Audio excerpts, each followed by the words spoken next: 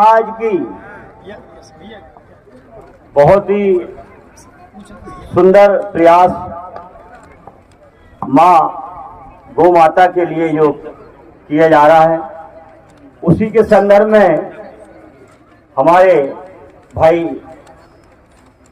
गौ संरक्षण जन यात्रा के संयोजक भाई अभिषेक जी दुबे, जो कि पिपरिया से होशंगाबाद तक की ये नर्मदापुरम तक की ये यात्रा को आज तय किया। निश्चित ही मां नर्मदा का आशीर्वाद और संतों का आशीर्वाद आज के इस यात्रा में आपके साथ रहे और हमेशा हमेशा रहेगा। जहां तक गौ माता का संरक्षण और उनके पालन की बात है, हम ये मानते हैं कि हमारी भारतीय सनातन संस्कृति में जैसे पृथ्वी को माता का दर्जा है, वह हमारे भार को सहन करती है। निश्चित ही इस पृथ्वी के ऊपर कितना अत्याचार और कितना हम सबके द्वारा व्यभिचार, धर्म भी उतना ही हो रहा है, व्यभिचार भी उतना ही हो रहा है, लेकिन कभी पृथ्वी माता ने आके ये नहीं कहा कि मेरे साथ आप अत्याचार कर रहे हैं। कितनी सहनशीलता है। वैसा ही हमारी जन्मदात्री एक माता होती है जो हमें जन्म देती है, और गौ माता जो हमारे पूरे जीवन का पोषण करती है, हमारे जीवन को इतना बड़ा करके और हमें हमारे विचारों में आकर गौ माता ही है जिनकी सेवा से हम आज उनके दूध को पीकर, दूध के पान करके गौ माता के, और ये शरीर जो आपको दिख रहा है, निश्चित ही ये गौ माता का आशीर्वाद है। रहा सवाल कि गौ माता की सेवा को हम कैसे करें कि जिससे गौ माता की रक्षा हो सके। आप अपने घरों में जब मकान के निर्माण को तैयार करते हैं तो आपने देखा होगा इंजीनियर को आप बुलाते हैं और अपने मकान में ये बेडरूम होना, ये यहाँ पर रसोई घर होना, ये बैठक होना, ये सब आपको ध्यान रहता है।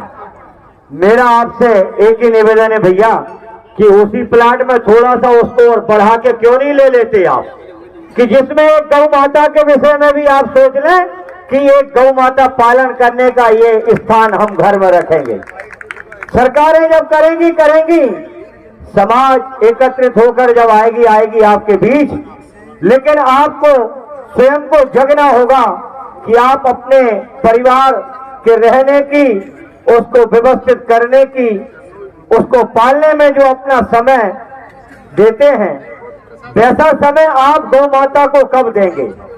आज वो समय आ गया है कि गौ माता को यदि सुरक्षित देखना है तो यहाँ वहां उनको केवल गौ पालन कहने से या गौ माता रास्ते में दिख गई तो उनके चेहरा बंदन कर लिए, इससे काम नहीं चलेगा। गौ माता की रक्षा यदि करना है तो गौ की सेवा करना ही होगा। गौ की सेवा का अर्थ केवल जाकर गौशालाओं में घास ले आना, हमारे द्वारा पैसा देकर भूसा की व्यवस्था कर देना, ये इससे केवल गौ का पालन नहीं होगा। गौ पालन अपने हाथों से आपको करना होगा, और वह जब होगा जब आप स्वयं अपने घर में एक गौ रखेंगे तो निश्चित गौ यहाँ वहां नहीं भटकेगी और गौ बहुत व्यवस्थित रहेगी भी और आपको आशीर्वाद भी देगी। आपको ध्यान हो, गौ माता के स्वरूप को इतना छोटा ना आके आप। राजा राम के वंश में राजा रघु जो हुए हैं, उनके विषय में आप यदि जानते हैं, विद्वान लोग बैठे हैं, कि राजा दिलीप जब एक बार जंगल में भ्रमण में थे और तपस्या कर रहे थे, उसी समय वशिष्ठ की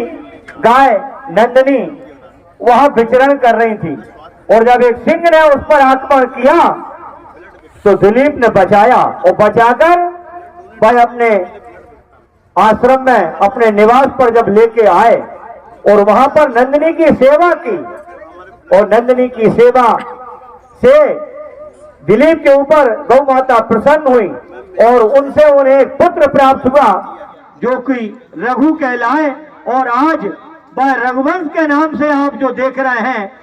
ये गौ माता की ही दया है। क्योंकि गौ माता के विषय में आपको पहले जानना होगा। केवल एक पशु या जानवर को समझकर उसे हम देखें तो दृष्टि का दोष है आपका, और यदि उसको माता के स्वरूप में देखेंगे तो आपकी दृष्टि बदलेगी और सृष्टि में वह गौ माता ही दिखाई देगी। इसलिए आपसे मेरा एक निवेदन है कि सने सने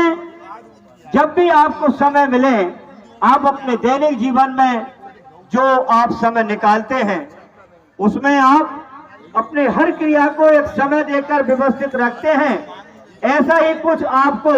गौ माता की सेवा के लिए करना पड़ेगा, तभी हम गौ माता के सच्चे भक्त कहलाएंगे। आप आज यहाँ पर संतों के समागम में जनता जनार्दन के बीच में गौ माता की बात करने के लिए हम सब यहाँ एकत्रित हुए हैं। निश्चित ही